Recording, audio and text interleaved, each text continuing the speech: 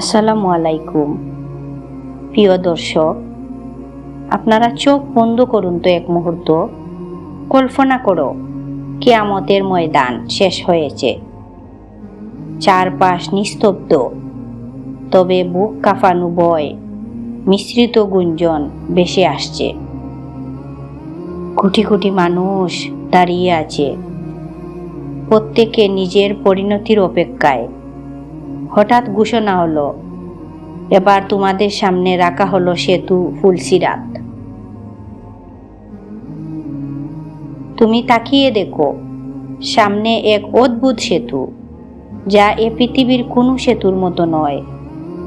সরু এতটাই যেন চুলের থেকেও সরু, ধারালো এতটাই যেন ধারালো তলোয়ারেরও লজ্জা পায় তার সামনে। আর সেতুর নিচে গর্জনরত জাহান্নামের আগুন, লেলিহান শিখা আকাশ ছুঁয়ে যাচ্ছে।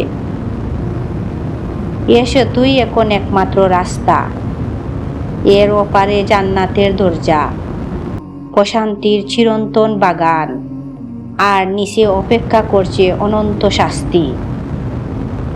এ সেতু পার হতে হবেই সবাইকেই, নবী থেকে শুরু করে সাধারণ মানুষ পর্যন্ত।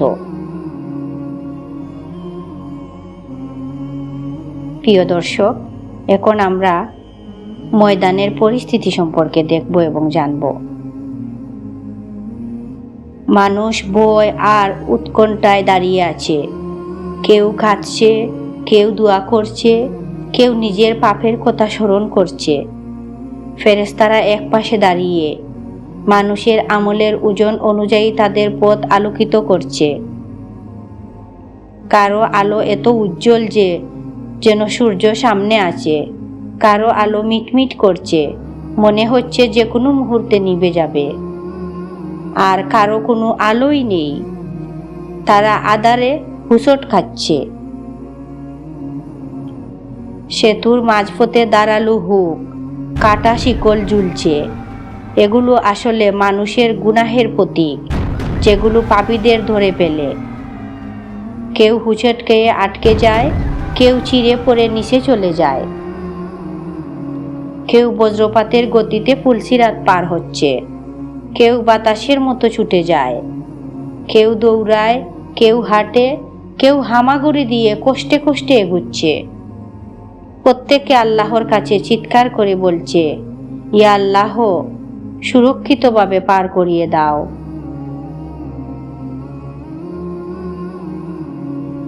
তাদের আলো নিভে গেছে, তারা আঁধারে হুঁচট খাচ্ছে, কাঁটায় আটকে যাচ্ছে। প্রিয় দর্শক, আমি পাপীদের অবস্থান সম্পর্কে এখন আপনাদের সামনে তুলে ধরব। পাপীরা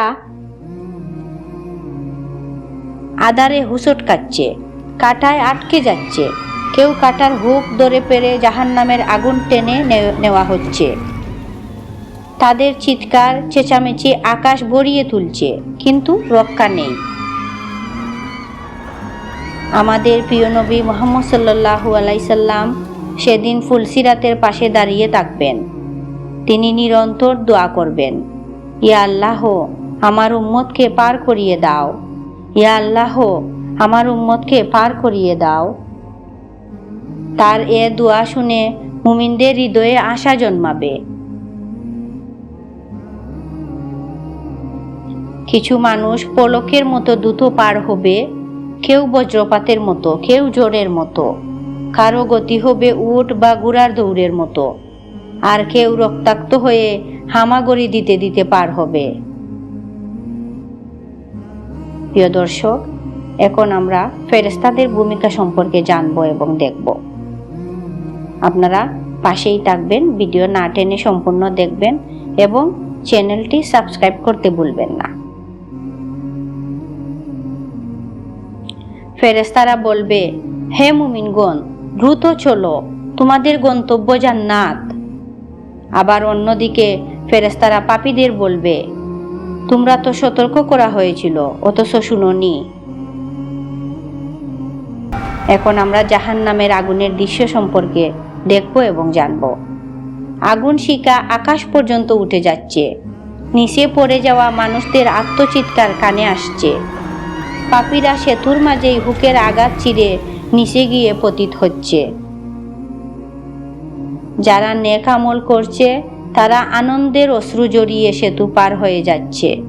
তাদের সামনে জান্নাতের দরজা উন্মুক্ত হচ্ছে। ফেরেশতারা অভ্যর্থনা জানাচ্ছেন, তোমরা শান্তির ঘরে প্রবেশ করো। অপর প্রান্তে জান্নাতের ফুলের উদ্যান, নদী, আলো, সেখানে দাঁড়িয়ে আছেন ফেরেশতারা। তাদের হাতে জান্নাতের চাবি। ফুলসিরাত পার হওয়া প্রতিটি মুমিনকে বলা হবে, এখন তোমরা চিরকালের জন্য শান্তি আর আনন্দে থাকবে।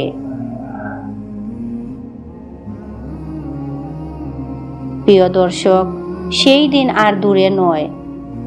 আমরা সবাই দাঁড়াবো ফুলসিরাতের সামনে।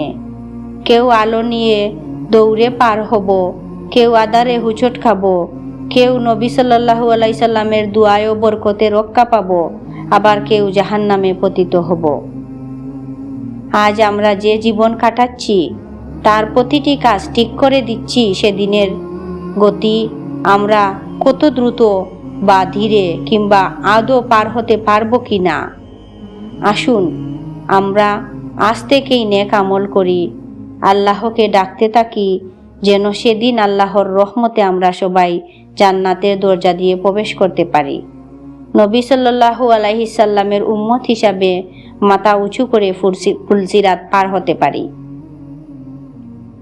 প্রিয় দর্শক, আমি ফুলসিরাত সম্পর্কে মোটামুটি একটু ধারণা আপনাদের মাঝে শেয়ার করেছি।